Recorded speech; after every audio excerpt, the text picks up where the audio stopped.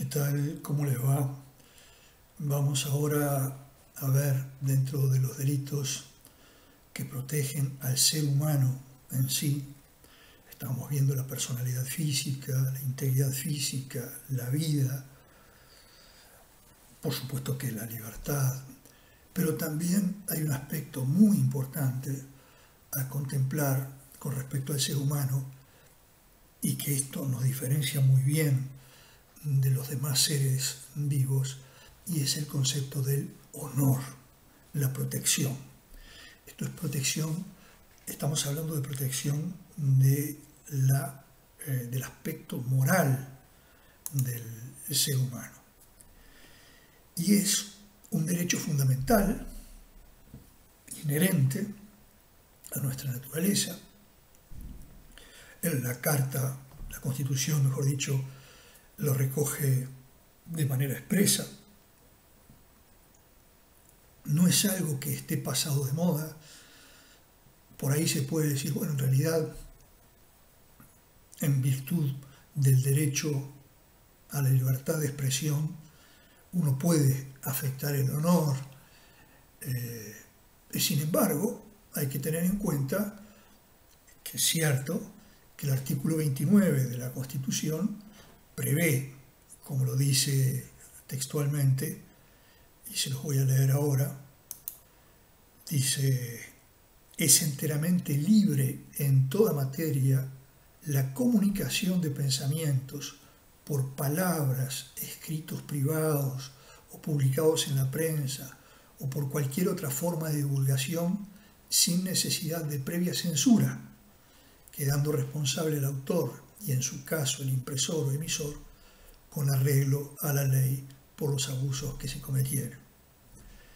Bien, en fin, estamos ante dos derechos constitucionales, mejor dicho, reconocidos en la Constitución, que tienen que ver con nuestra naturaleza, y como siempre, cuando se encuentran enfrentados dos derechos reconocidos por la Constitución como personales, inherentes a la persona, derechos fundamentales, habrá entonces que ver cómo se compaginan uno con otros. Hay procedimientos, como vimos en el curso de primer año,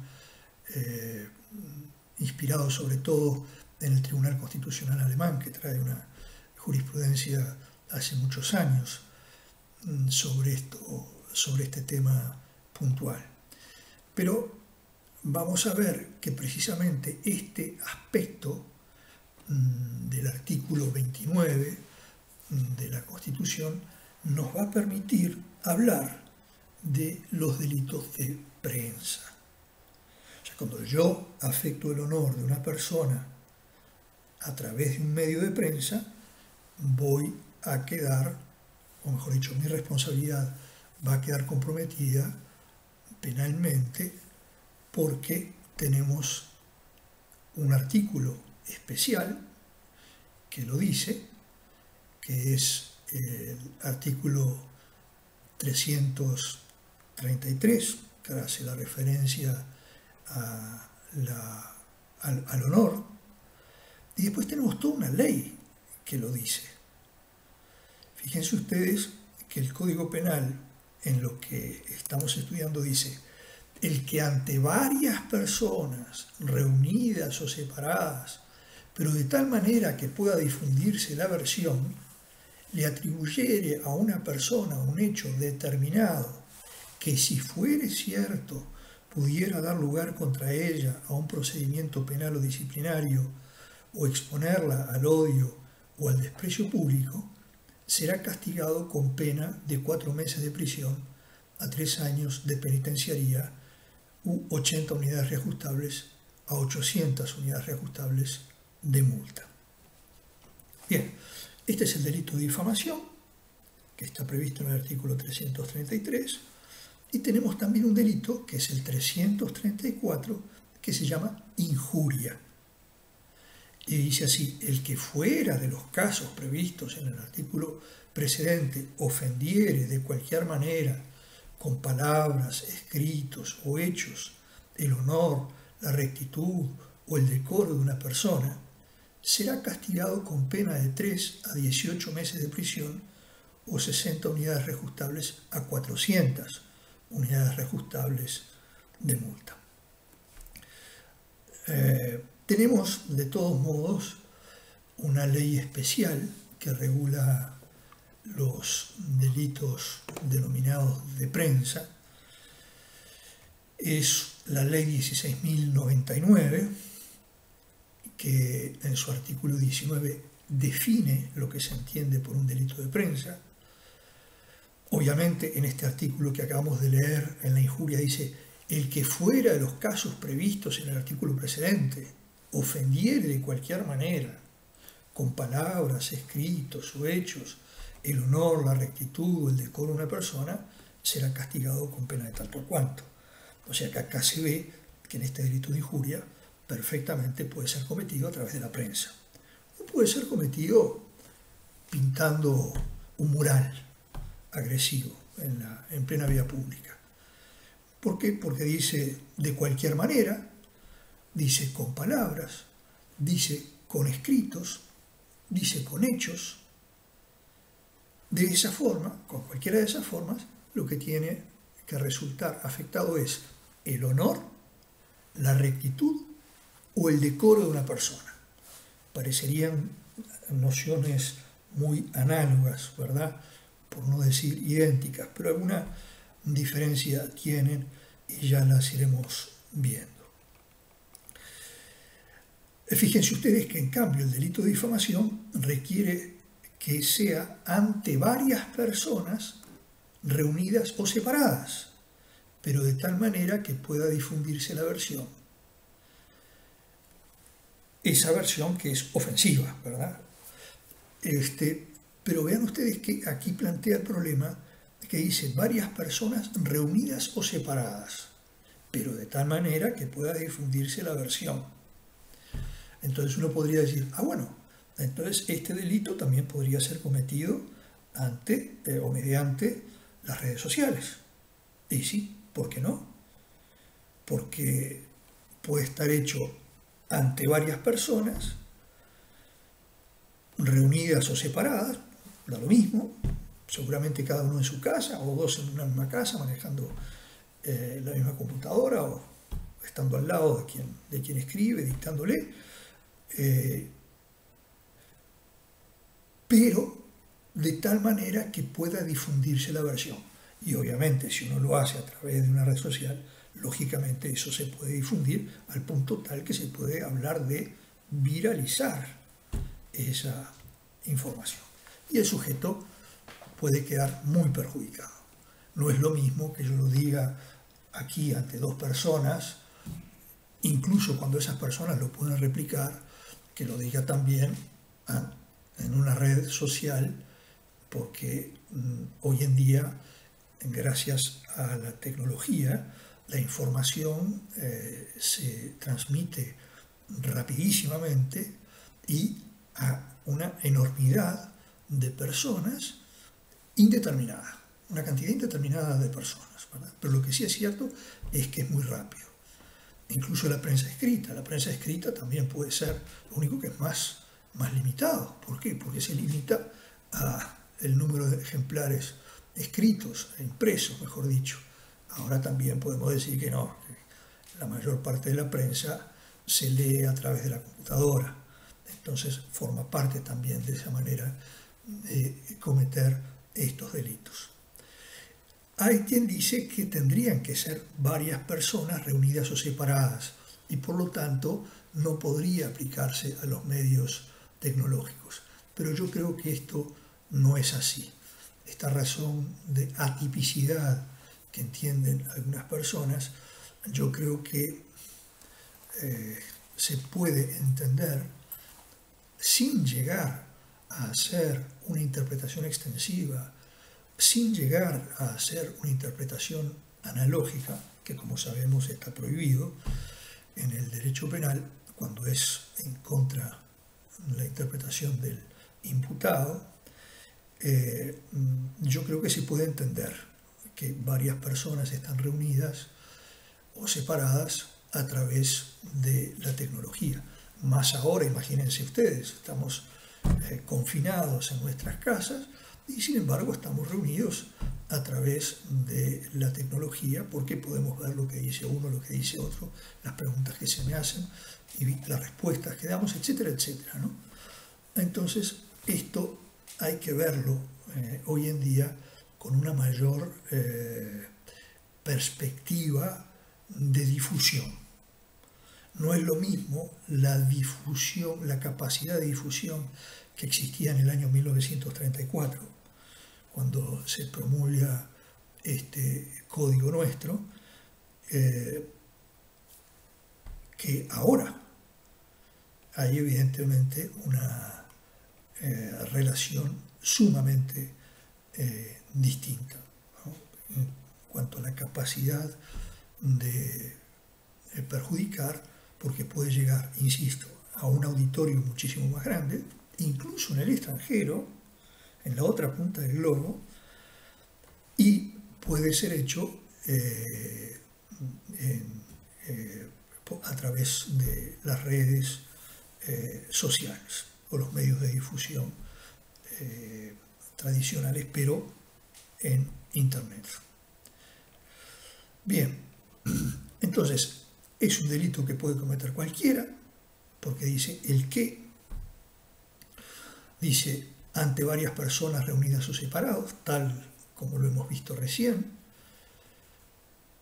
de tal manera que puede difundirse la versión, ya lo vimos, eso también, le atribuyere a una persona un hecho determinado.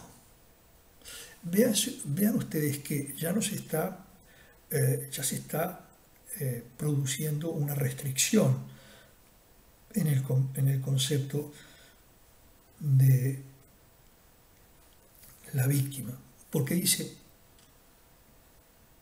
le atribuyere a una persona un hecho determinado. ¿Podemos decir que las personas jurídicas tienen derecho al honor? Porque en este caso lo que vemos es que dice que le está atribuyendo a una persona un hecho determinado, pero no distingue si es persona jurídica o persona física. Sin embargo, parecería más bien que está refiriéndose a una persona física. Y si lo queremos ampliar a persona jurídica, ahí ya podríamos encontrar una especie de interpretación extensiva que sería contraria a las reglas del principio de legalidad, que supone una interpretación estricta. Sin embargo, podemos decir que la persona jurídica está integrada por personas físicas que al recibir la persona jurídica esa ofensa, ellos se sienten ofendidos. ¿Por qué? Porque están diciendo que la empresa tal o cual está cometiendo tales o cuales ilícitos, entonces, lógicamente, los titulares de esa empresa, que es una persona jurídica, reciben esa información como si fuera una ofensa a ellos mismos, porque están desprestigiando su gestión, están desprestigiando a su persona, en definitiva, por estar a cargo de la empresa o incluso por trabajar ahí. O sea que podría ser también que de manera indirecta se afectara a las personas físicas y por lo tanto se cumpliera con el artículo 333 cuando se ofende a una persona jurídica. Y lo cierto es que agrega esta regla que configura efectivamente la modalidad de la conducta, porque es el verbo nuclear, que dice atribuyere a una persona. Y ahora viene algo muy importante. ¿Qué es lo que le tiene que atribuir? Fíjense ustedes que dice, no dice algo ofensivo o algo, no. Utiliza expresiones muy precisas. Dice que pudiera dar lugar contra ella a un procedimiento penal o disciplinario o disciplinario, o exponerla al odio o al desprecio público. En ese caso será castigado con la pena que ya vimos, que puede ser privativa de libertad o puede ser de multa. Entonces, ¿qué quiere decir esto de procedimiento penal o disciplinario? Procedimiento penal, bueno, puede ser si yo le adjudico a una persona haber robado algo a alguien. Y eso lo digo adelante de determinadas personas que después lo difunden. O lo pongo en la red, en alguna de las redes sociales.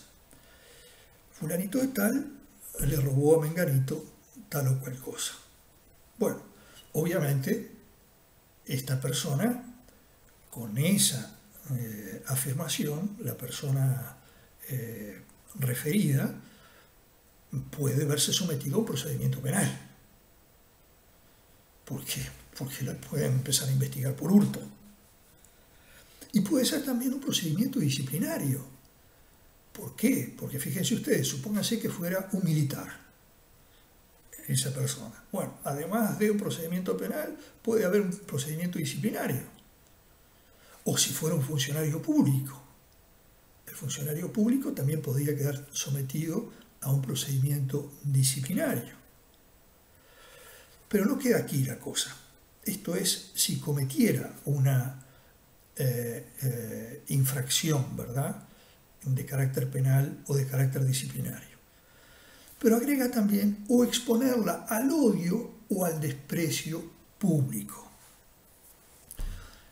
Entonces, obviamente podemos decir un montón de cosas que no configuran delitos, que no configuran faltas disciplinarias, pero que sí exponen a la persona al odio o al desprecio público. Por ejemplo, una persona que tiene malas costumbres, y esas malas costumbres no llegan a ser delito en el Uruguay, y sin embargo yo las digo y lo expongo ante el público al odio o a su desprecio. Odio y desprecio son evidentemente dos expresiones que resultan altamente ofensivas para el objeto, la persona a quien se refiere, ¿verdad? Aunque no sean sinónimos, ni odio, desprecio público no son la misma cosa, pero a los efectos de este tipo penal lo que nos tiene que importar es que son cosas que realmente suponen desprestigio hacia la persona con respecto a su honor, a su fama.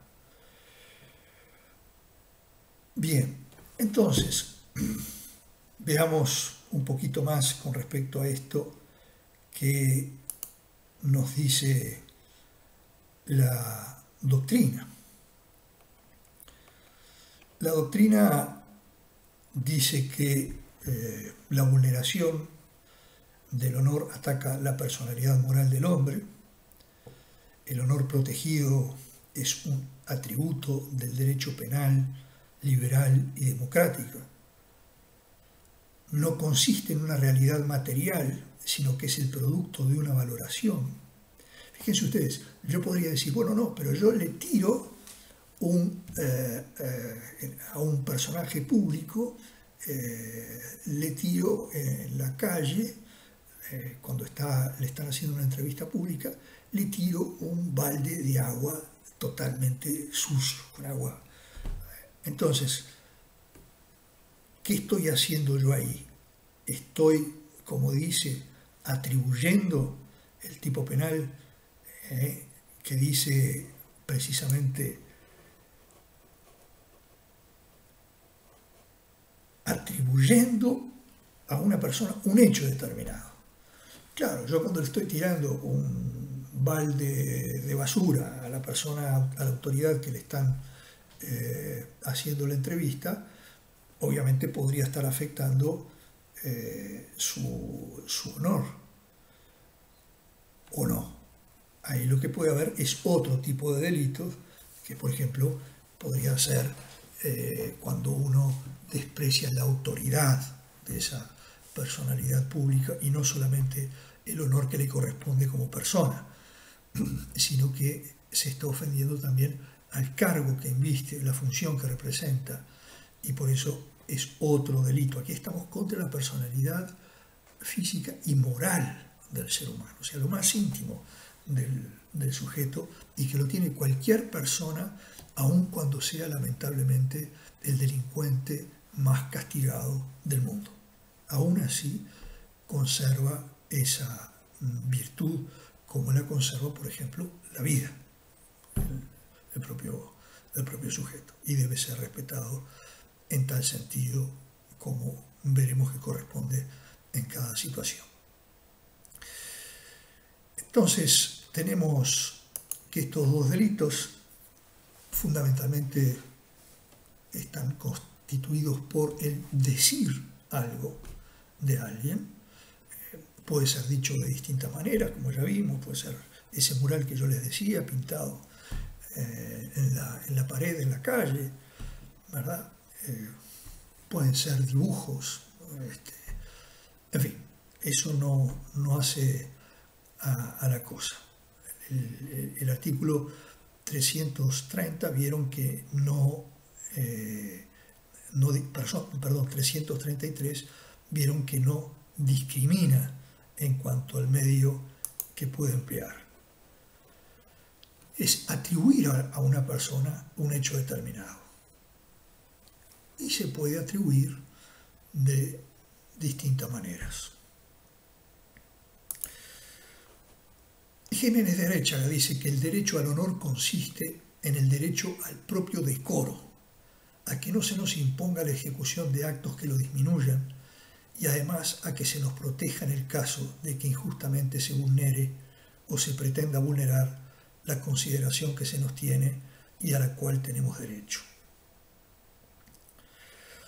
Y el honor tiene dos perspectivas. Tiene una perspectiva interna y otra externa. La interna es como es el concepto que yo tengo de mí mismo. Es una visión personal que cada sujeto tiene de sí mismo, de su dignidad, de su propio decoro. Es la autoestima del sujeto.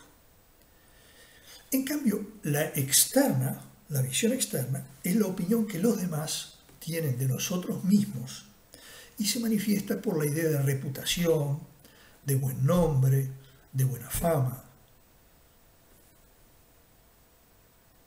Y esto, lógicamente, plantea una cierta dificultad, que ya Bayardo nos lo ilustraba en su concepción, cuando decía que el concepto de honor es relativo, por cuanto se manifiesta de modo diverso frente a los componentes de las varias clases y categorías sociales, los varios grupos y todavía en relación con las diversas funciones, profesiones, atribuciones, etc. del individuo. Es decir,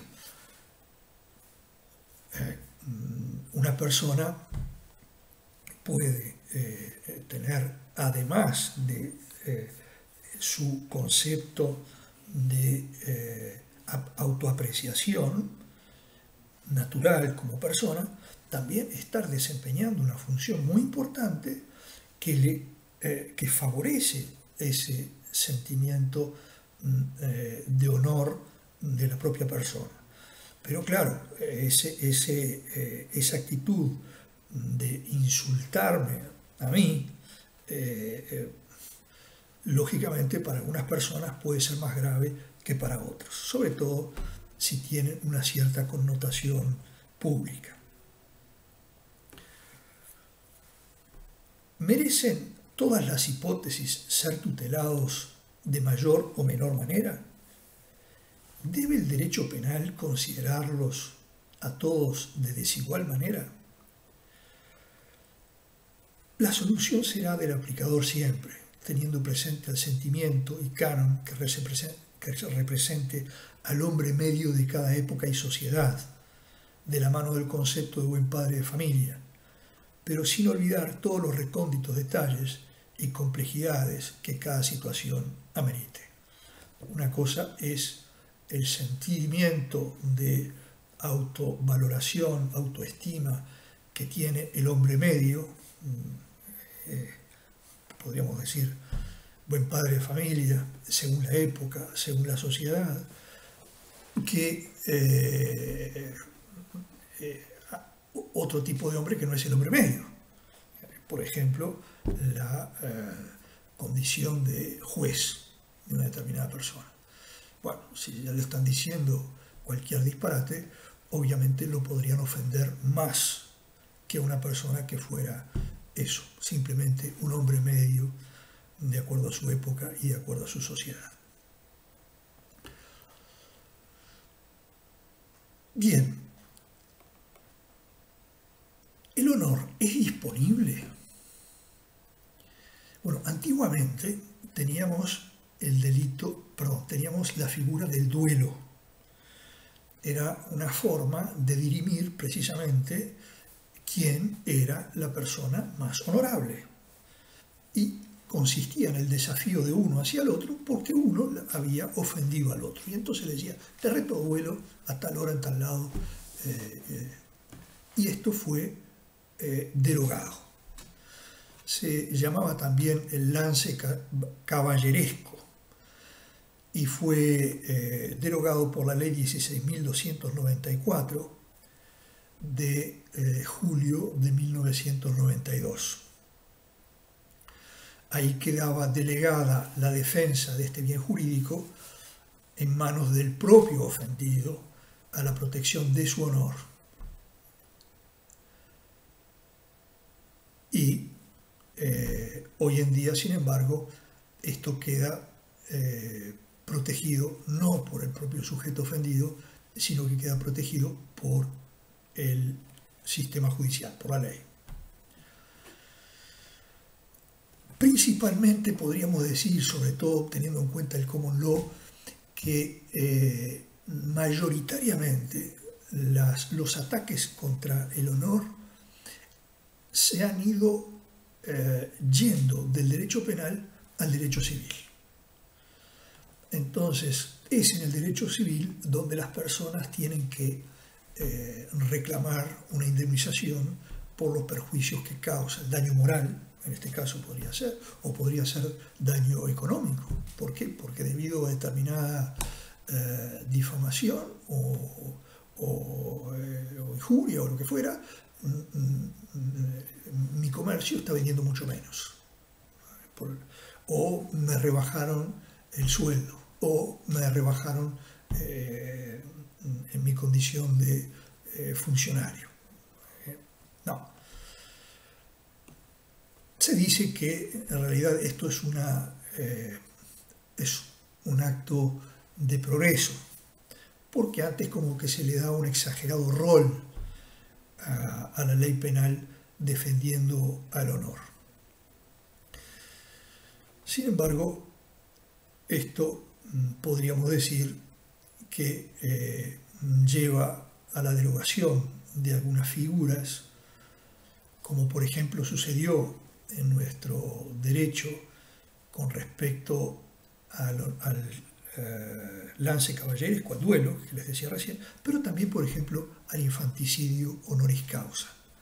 O sea, matar a un niño para que no se enteren que la mujer estuvo embarazada, porque si no puede quedar manchada su reputación. O viceversa, podría ser el hombre el que, en fin, honoris causa.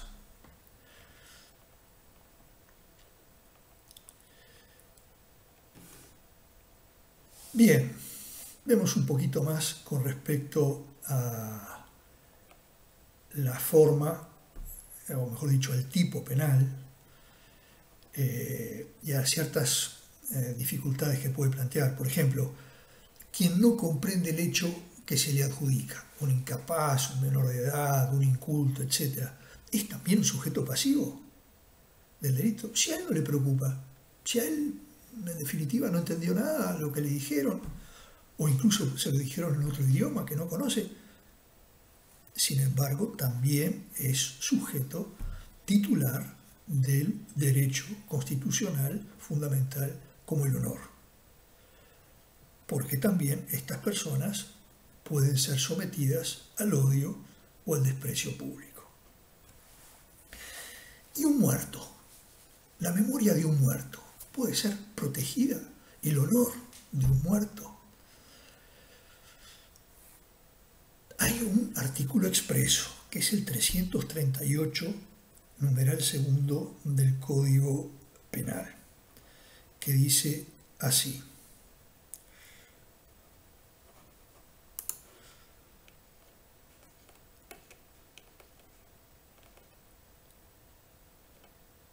si éste falleciere, refiriéndose al ofendido, previamente a la formación de la denuncia, pero con tiempo aún para ejercer ese derecho, o si las ofensas se hubieran dirigido contra la memoria de un muerto, la denuncia podrá ser articulada por el cónyuge o por los parientes próximos. Ya ven ustedes cómo aquí se está hablando de que un muerto puede ser protegido. En realidad lo que se protege es la honorabilidad de su memoria del difunto. Y como también afecta a los parientes más próximos, porque si le dicen que el padre era un ladrón, los hijos se van a sentir afectados y van a quedar sometidos al desprecio público, en fin, al deshonor, en definitiva, o la esposa, en fin. O sea que ellos también tienen derecho de reivindicar esa buena fama que tenía el denominado causante, porque es fallecido. Bien.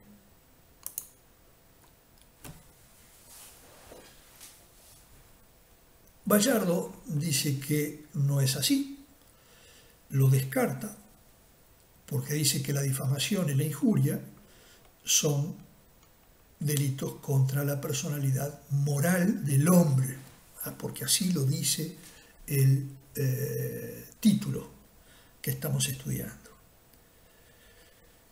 Y Presa, sin embargo, lo admite porque equipara esta situación a la del menor o a la del incapaz.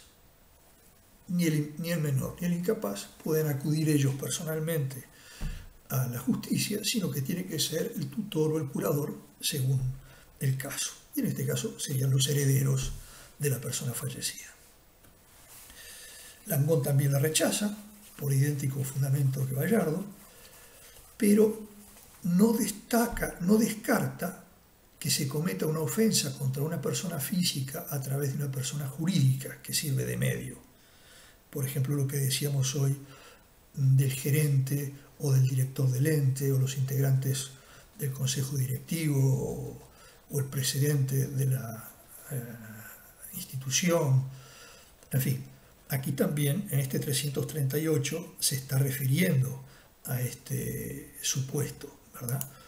Porque dice: en caso de ofensa contra una corporación social, política o administrativa, solo se procederá mediante autorización de la corporación ofendida o de su jefe jerárquico, cuando se trate de autoridad que no se haya colegialmente organizada. Ven ustedes, acá parecería que la persona jurídica tiene honor. ¿Por qué? Porque dice que utiliza la expresión literalmente, este artículo 338 en el inciso segundo, dice de la corporación ofendida.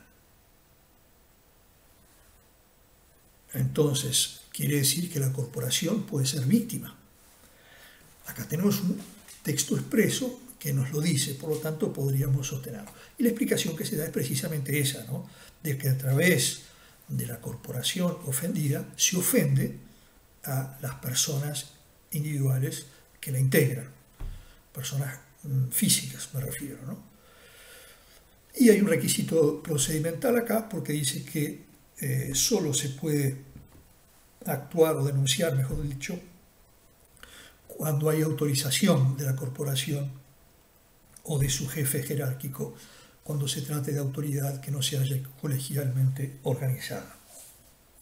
Bien, entonces, esto quiere decir que podemos sostener que las corporaciones, las personas jurídicas, si bien no tienen honor, sirven como medio, al ser afectadas, para que las personas físicas que están detrás de ellas o que las constituyen sean víctimas también de estos delitos.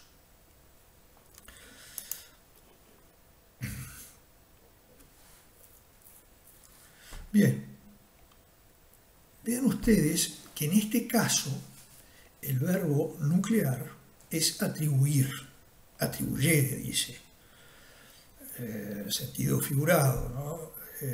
Implicar o imputar o asignar algo a alguien. Y la forma es amplia. Hasta un rumor puede ser un medio apto mientras sea idóneo a los efectos establecidos por la ley, se castiga. Por ejemplo, se puede difundir aquello de que cuando el río suena, agua lleva, ¿no? O cuando podríamos decir que algo de verdad puede llegar a haber detrás de cada rumor, ¿no? Y hoy en día además es mucho más peligroso por esto que decíamos de la difusión a través de las redes. Ahora, vean ustedes que lo que se imputa al sujeto no es una manera de ser, sino que lo que se le imputa al sujeto es un hecho determinado que puede afectar la imagen del sujeto, como diciendo, bueno, este sujeto es un ladrón. ¿Por qué? Porque yo le estoy imputando un hecho concreto de que le robó, le sacó del auto tal cosa a tal otra persona. Entonces, yo lo estoy ofendiendo de una manera muy concreta. Y además, esta ofensa puede dar lugar, por supuesto, a un procedimiento criminal, un procedimiento penal por hurto. Bien, este hecho, que si fuere cierto, pudiera dar lugar contra ella a un proceso penal, un proceso disciplinario o exponerla al odio o al desprecio público. Lo del hecho está claro, puede ser cualquier cosa en definitiva. Debe perseguir la finalidad, eso sí, de exponerla al odio o al desprecio público. Y ha de ser verosímil y con posibilidad de receptividad. ¿Por qué? Porque yo también puedo imputarles cualquier disparate y estar haciendo un chiste o una broma sobre esa persona. No, lo que yo tengo que buscar, fíjense que es doloso, esta figura es dolosa, lo que tengo que buscar es el animus injuriandi, o sea, injuriar a la persona, o mejor dicho, subestimarla desde el punto de vista de su honor. Y como les decía, tiene que ser un hecho determinado que configura difamación en la medida que no se indica en el mensaje que el ofendido haya realizado determinado acto de sustracción y apoderamiento de cosa ajena. Sí sería difamación si la persona diría: yo vi a Juan entrar en el auto estando ausente Pedro y minutos después se fue con un notebook. Eso sí es un hecho determinado. No es lo mismo que yo diga: fulano de tal es un ladrón. El mensaje en definitivo, el resultado sería el mismo, pero yo lo que tengo que hacer para cumplir con para consumar este artículo 333 es imputar un hecho concreto, un hecho determinado. Ahora bien, este hecho es verdad, es mentira. Yo puedo decir perfectamente un bolazo con respecto a la persona y puedo estar entonces lógicamente cometiendo este delito. ¿Por qué? Porque lo puedo someter, puede quedar sometido al desprecio público o a un procedimiento penal o disciplinario.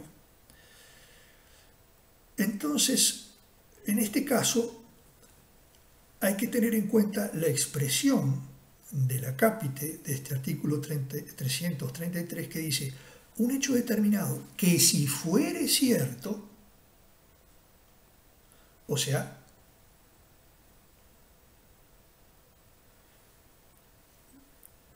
tiene que tener esa idoneidad el hecho para ofender a la persona. Bien, resulta que la persona, cuando dijo que Juan efectivamente robó a Pedro, lo que dijo respecto a ese hecho determinado es nada más y nada menos que verdad. Entonces, ¿qué pasa con esa atribución verdadera? Yo lo vi salir con el notebook.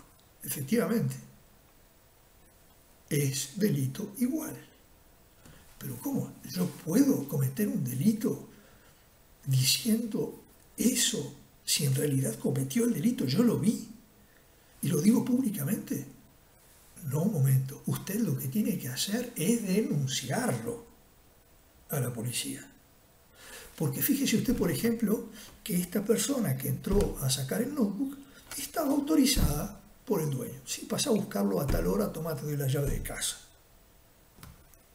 Entonces, es delito igual. Se configura la hipótesis del 333, porque yo cometo también una difamación, aun cuando sea verdad. Existe por eso la exceptio veritatis, quiere decir la excepción de la verdad. Probar que el hecho atribuido es cierto o notorio no exime de pena al autor de la conducta difamatoria, como estábamos diciendo. ¿De dónde se infiere esto? El artículo 336 enunciaba: interdicción de la prueba. Los culpables de los delitos previstos en los artículos 333 y 334, cuando mediara imputación, no tendrán derecho a probar ni la verdad, ni siquiera la notoriedad de los hechos a la persona ofendida.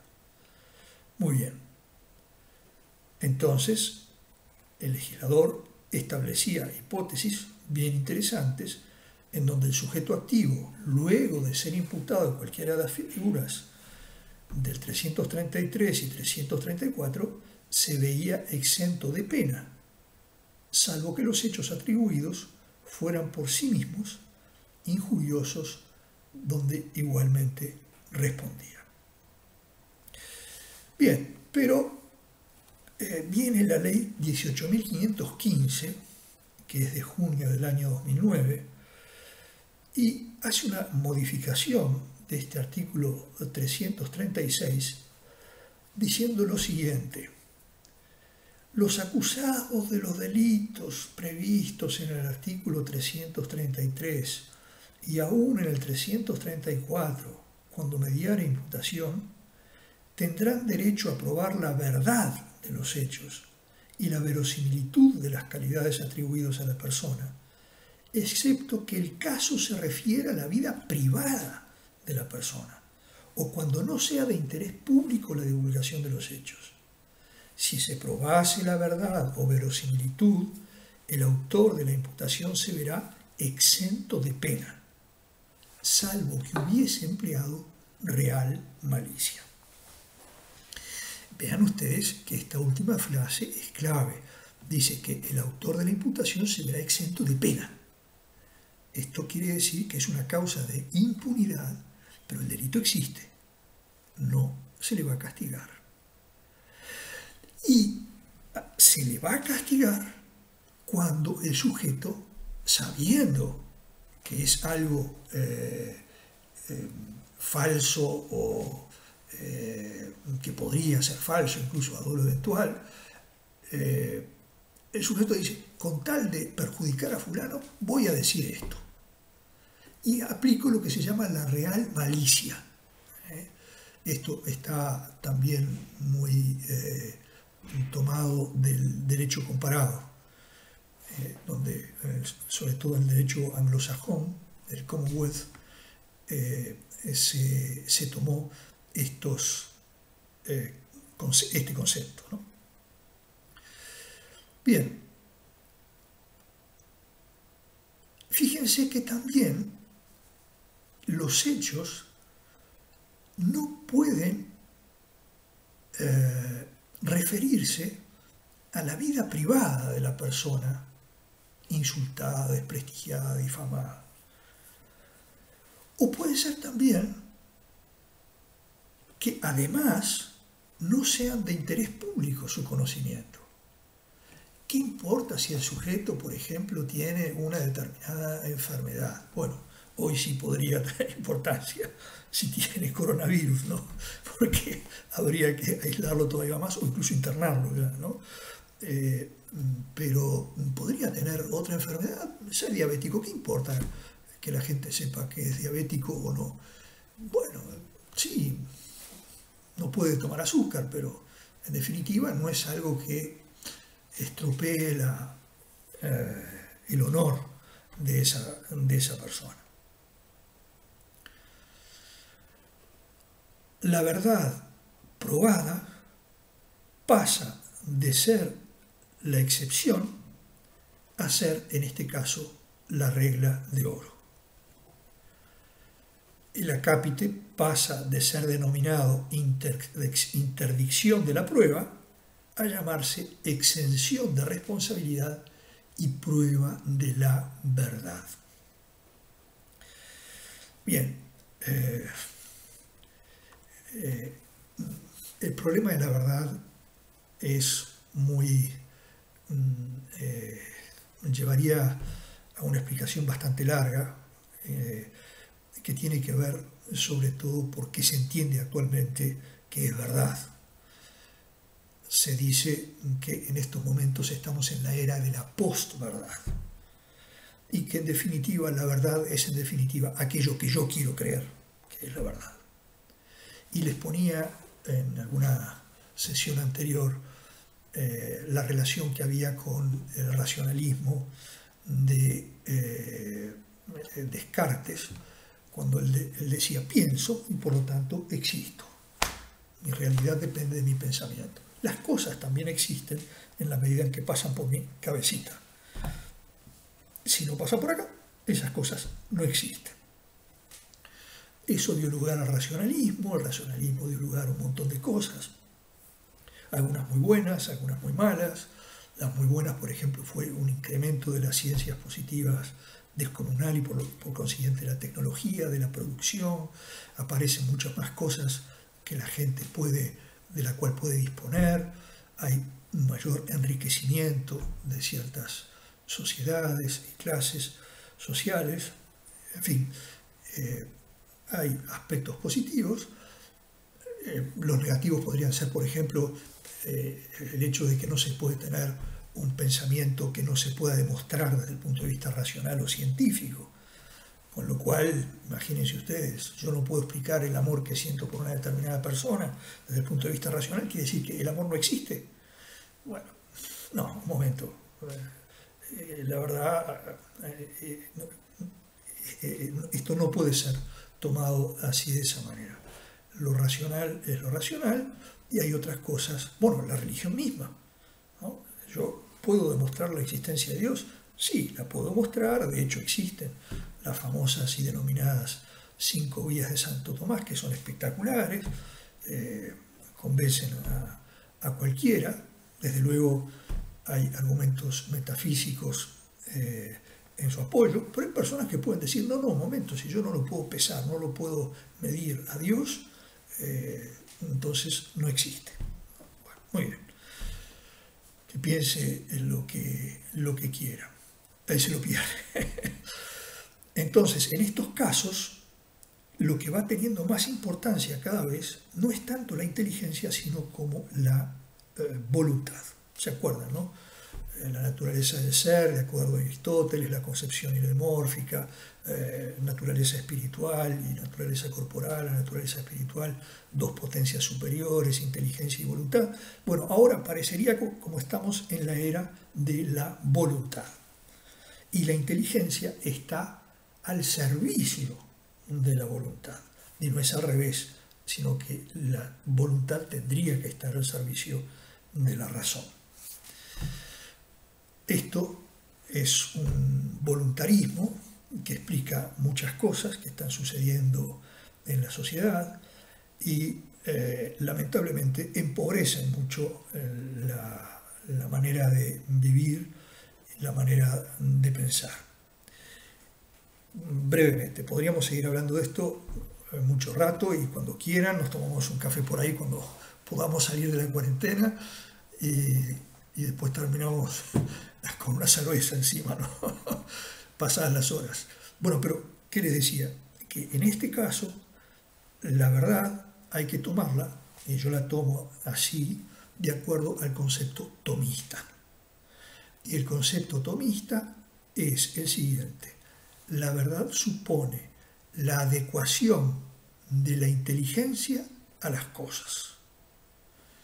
Adequatio rei ad intellectum es la definición de Santo Tomás con respecto a la verdad. La verdad, por lo tanto, es aquello, es la adecuación de mi inteligencia a la realidad. ¿No?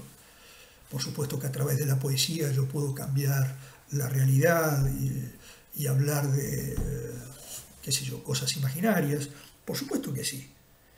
Pero la definición clásica de Santo Tomás es la adecuación de la inteligencia a la realidad de las cosas. Eso es la verdad. Y hoy, sin embargo, se habla de la posverdad. ¿Por qué? Porque en definitiva se da más importancia a lo que realmente se quiere que a lo que realmente las cosas son.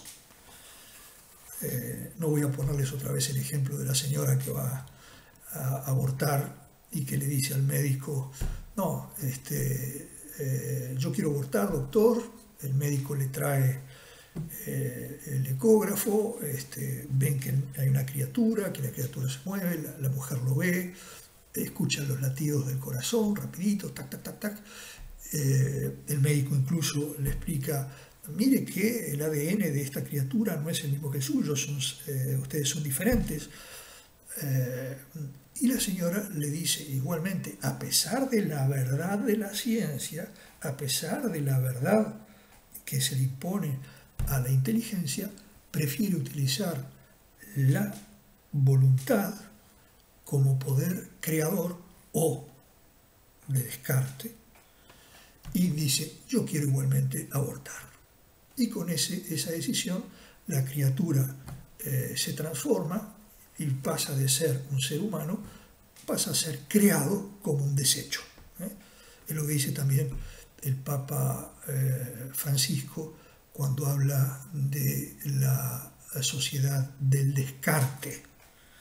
Esto también se aplica a los viejos y se refiere mucho a la eutanasia y a los enfermos con determinadas enfermedades, etcétera, etcétera. Bien, son problemas muy viejos de la humanidad que habían sido muy superados en la civilización occidental, pero ahora estamos nuevamente en una decadencia, al punto tal que en estos momentos hay un proyecto de eutanasia presentado en nuestro poder legislativo. Bien, vamos a dejar por aquí y vamos a continuar en la próxima clase con el delito de injuria y los delitos de prensa. Muchas gracias.